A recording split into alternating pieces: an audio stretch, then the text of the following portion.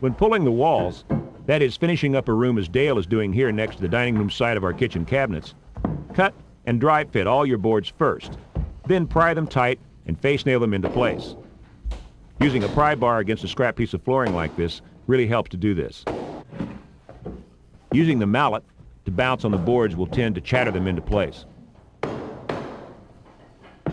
Ordinarily, only a couple rows will have to be face nailed, but due to the limited working room under the counter here, a bit more face nailing was necessary. Just a few more rows now and Dale will have the dining room complete. Then he'll need to reestablish the baseline in the kitchen. To do this, he'll use the last few boards he's finished installing as a guide. First, he must cut and dry fit a straight board that becomes our first row in the kitchen. That done, he can sight down it to get an approximate placement. To confirm its position, however, he'll use a chalk line that runs along the leading edge of his last row, then bring his new board into alignment with it. Once this line is established, he can custom cut shims to hold it into position, apply adhesive to the subfloor to hold down the back side of the board, and we'll blind nail this board into place. In order to do that, we'll have to put some shims behind it so that it doesn't kick back out of alignment. Drills pilot holes,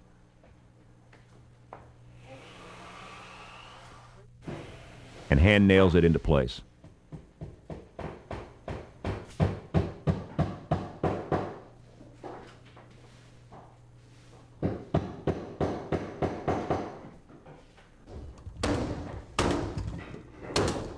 After 2 to 3 carefully secured rows are in place, Dale is able to once again pick up speed with the side nailer.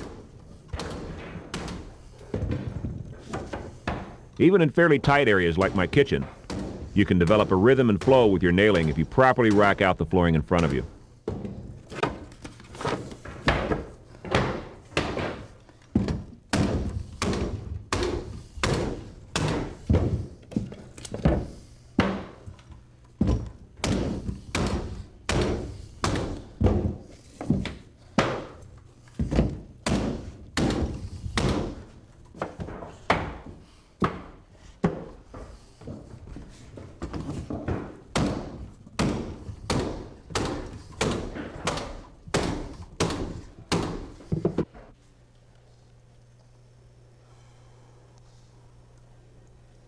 When working around corners or fitting boards into tight slots, it frequently becomes necessary to remove the back side of the groove to get the board to fit.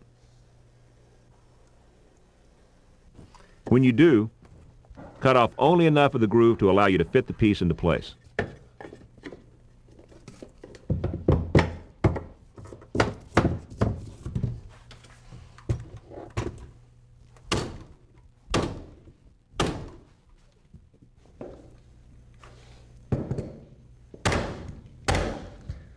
Whoa, looks like we've got a skinny board here.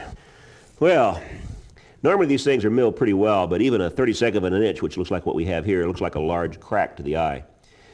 And I think we should pull it out. It's right in the middle of the hallway. It's going to be real obvious. I'm going to have to pull out these 2 boards, but I think it'll be worth it. While I'm stopped here, I think I'll show you one other problem with the milling. On the ends of the board, sometimes you get these little wedge-shaped pieces where the ends don't match up quite right.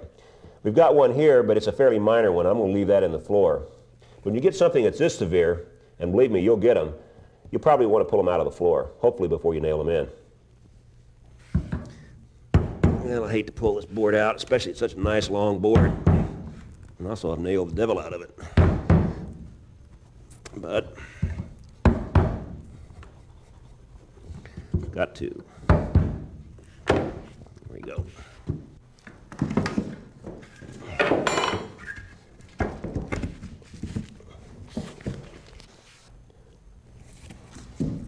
Well, I could save this board clipping off these ends here, but I really don't want to. It's too much work. I've got plenty of lumber.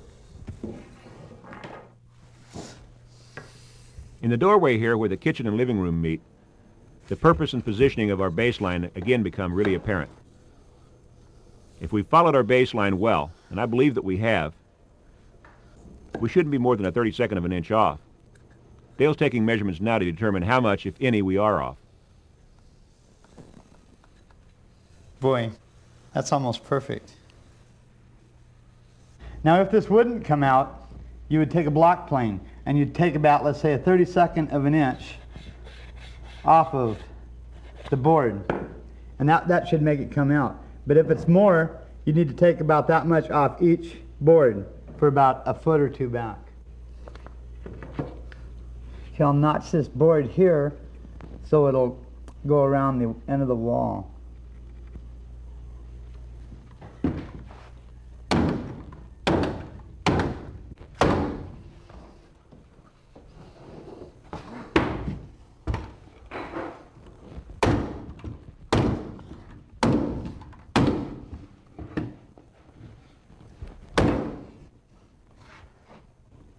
The reason this is here is I couldn't get a good swing on the nailer here.